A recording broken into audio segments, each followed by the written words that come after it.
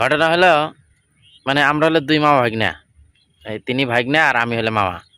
তো আমাকে শালার কপালে কি হয়েছে কিছু বুঝতেছি না, আমার বিয়ে শাদী হইতেছে না। মানে অনেক চেষ্টা করতেছি, মানে বিয়ে হইতেছে না। পরে এই চ্যাংরা কইলাম যে ভাগ্না আমার তো বিয়ে শাদী মনে হবো না, তো তুমি বিয়েটা করে ফেলাও। তো পরে এই চ্যাংরা করছে না মামা, আপনি মামা থাকতে আপনি মামার আগে আমি কিভাবে বিয়ে করি, আপনি বিয়ে আগে দিবো তারপর আমি বিয়ে করবো। তো ইতিমধ্যে একটু মেসালে দেখবার গেছি, মেসাল মানে দেখা ফাইনাল গেছি। মেসাল দেখে আমার খুব পছন্দ, মানে মেসালের বাপ হলে একটু মানে বাউল টাইপের গান বাজনা করে, ভালোই লোক ভালো, কিন্তু মেসালটা খুবই সুন্দরী, আমার সেই পছন্দ। পর আমি তো কথা দিয়ে ফেলাইলাম যে আমার মেয়ে পছন্দ, আমি রাজি, এখন আপনারা কথাবার্তা কন। তো পরে মেয়ের বাপ একটু শর্ত দিছে, দিয়া মেয়ের বাপ কইতেছে তাহলে আমি বিয়ে দেবো, কিন্তু একটা শর্ত আছে, সেটা হচ্ছে ছেলের একটা গান গান রাখবো। তো কি মোর বিপদ, আমি তো গান টান পারি না।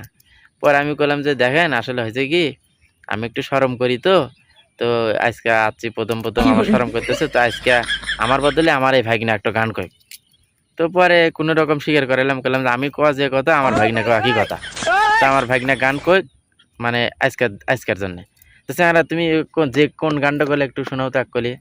আরে ভুলিয়া না যাইও স্মৃতি মনে রাখিও, যদি চলে যাবে যাও আবার ফিরে আসিও, যদি চলে যাবে যাও আবার ফিরে আসিও। দুনিয়াটা বন্ধুরে আশায় আর যাওয়া, ক্ষণে দুঃখ ক্ষণে সুখ পাওয়া। যাই হোক ভাগনার কণ্ঠ খুবই ভালো, খুব সুন্দর গান গায়।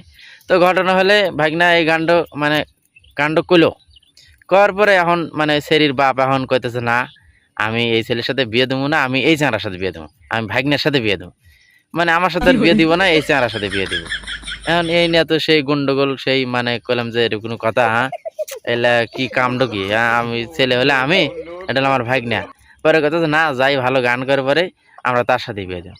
মানে আমরা দুই ভাগ্নে তো চলে আসলাম, বললাম যে আচ্ছা ঠিক আছে আপনাকে পরে জানাইতেছি কি হয়। তো তারপর আসার পর থেকে চেহারা করতে মামা এটা একটু কাম হলো, আপনি আমাকে জোর করে গান গাইলেন, এখন দেখতেছি যে আপনি এখন মামার পাত্রী এখন আমাকে পছন্দ করছে, এটা কোনো কথা? তো কি কম ভাই, দুঃখের কথা, খুব একটু টেনশনের মধ্যে পড়ে গেছে। এটা একটু কপাল ভাই, আমার কি একটু কপাল ভাই, এই কপাল আমি যে কার সাথে ঘুষমু আমি খুঁজে পাচ্ছি না। তাই বন্ধুরা তোমরা একটু কমেন্ট করে জানাও এখন কি করবো।